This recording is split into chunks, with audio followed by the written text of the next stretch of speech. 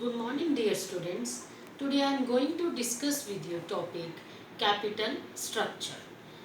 Capital structure is a proportion of debt and equity used to finance various business operations. So, as you all know, there are two long-term sources of finance. One is debt, means borrowed capital like loan or debentures. Other one is equity, means owner's capital, that is equity share capital, preference share capital, reserves and surpluses. So when we are going to calculate capital structure, we talk that how much proportion of debt is used and how much proportion of equity is used in the total capital of the company. So that is called as capital structure. Now I will discuss with you formula for calculating capital structure. So students, to calculate capital structure, we are having a formula debt upon equity. One more formula can be used like debt upon debt plus equity. It means amount of debt is divided by total capital.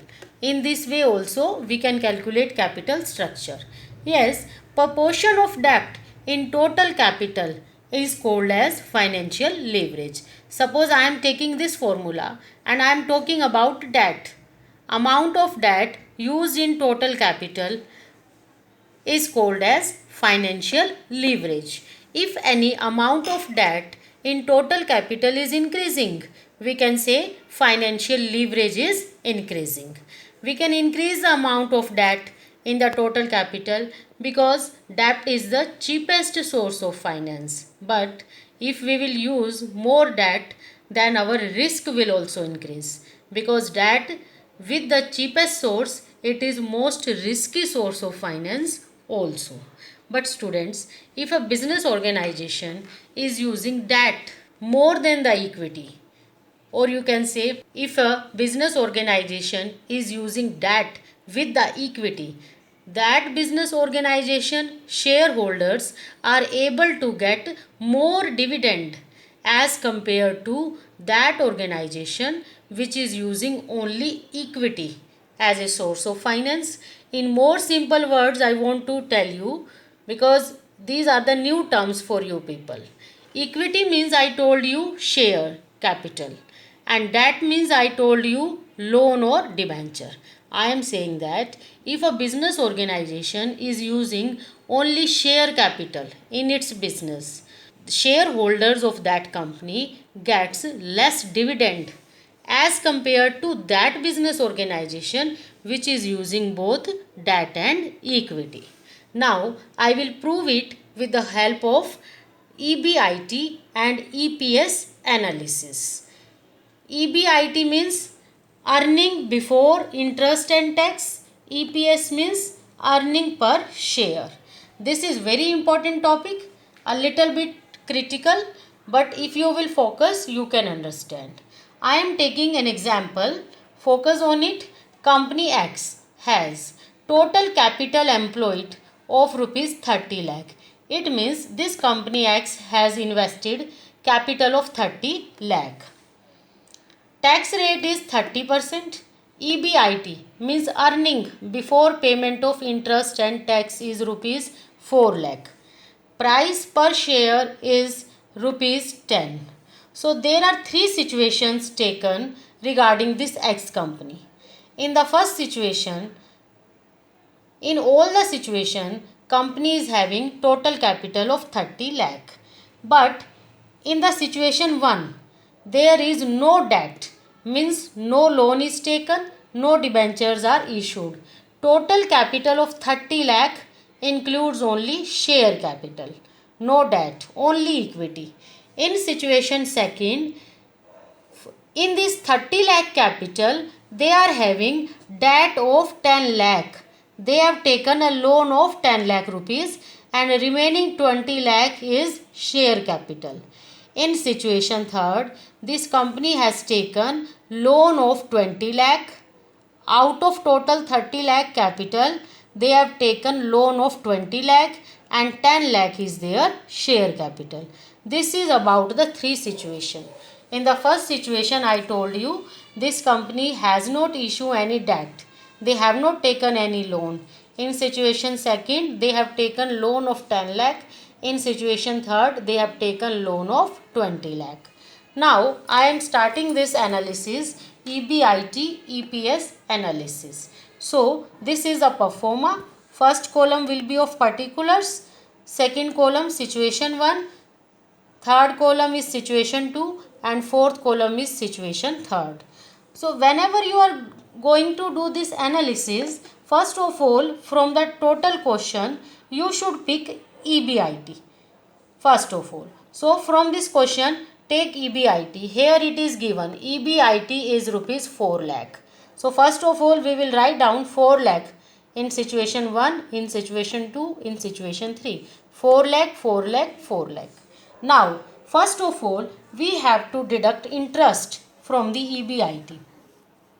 Interest on debt. So, now go to situation 1. In situation 1, there is no debt. Means no loan is taken. If no loan is taken, then no interest will be paid. So, in situation 1, no interest will be paid. So, move to the situation second. Here in the situation second, how much loan we have taken? Go to situation 2. We have taken a loan of 10 lakh. Interest rate is 10% per annum. So 10% of 10 lakh is 1 lakh. Now deduct 1 lakh rupees from the 4 lakh. We will get 3 lakh. After that move to the situation third. We are having EBIT of 4 lakh. Now move to the third situation. We have taken loan of 20 lakh. So 10% of 20 lakh is 2 lakh. Now deduct 2 lakh from here. From EBIT we are deducting 2 lakh interest. So 4 lakh is EBIT minus 2 lakh. We are getting 2 lakh. So here in first situation there is nothing to deduct. We are getting 4 lakh. In situation second we have deducted 1 lakh. We are getting 3 lakh. In situation third we have deducted 2 lakh. We are getting 2 lakh. What it will be called? Bete, from EBIT we have deducted interest. So it means after deduction of interest we are getting EBT, earning before tax. This is the earning before tax. So now from this earning we have to deduct tax. Tax rate is given in the question, that is 30%. So on which you have to charge tax. Tax is always charged on the earning. So on the earning we have to charge tax. Move back to the question. So what is the earning in first situation? The amount which we have calculated here, this is earning before tax. So this is the earning. On this earning we have to charge tax at the rate of 30%. So 30% of 4 lakh is 1,20,000. Now in situation second we are having earning of 3 lakh. So 30% of 3 lakh is 90,000. Now in situation third we are having earning of 2 lakh. 30% of 2 lakh is 60,000. Now we have to deduct 1,20,000 from the 4 lakh. We are getting 2,80,000. 90,000 we have deducted from 3 lakh. We are getting 2,10,000. 60,000 deducted from 2 lakh, we are getting 1,40,000. So whatever amount we are getting, what it will be called? From earning before tax, we have deducted tax.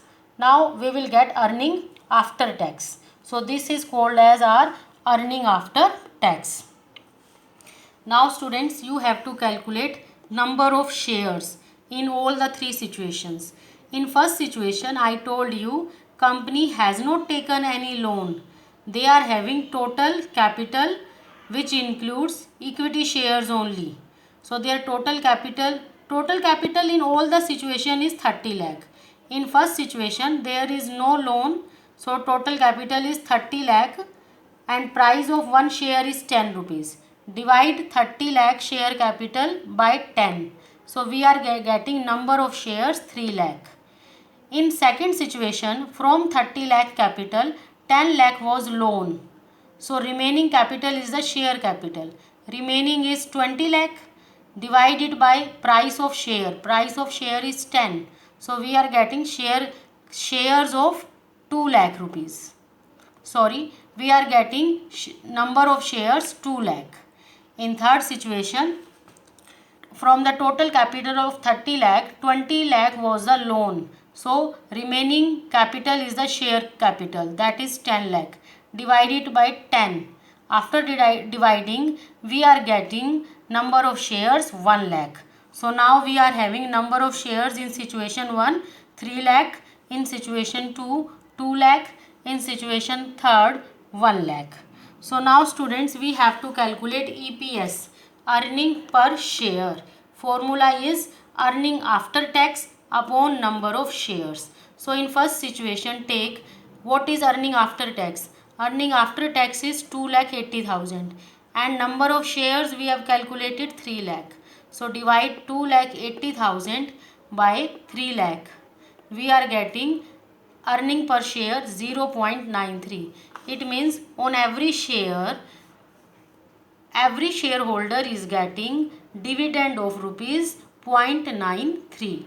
Now in second situation, earning after tax is 2,10,000 divided by number of shares which are 2 lakh.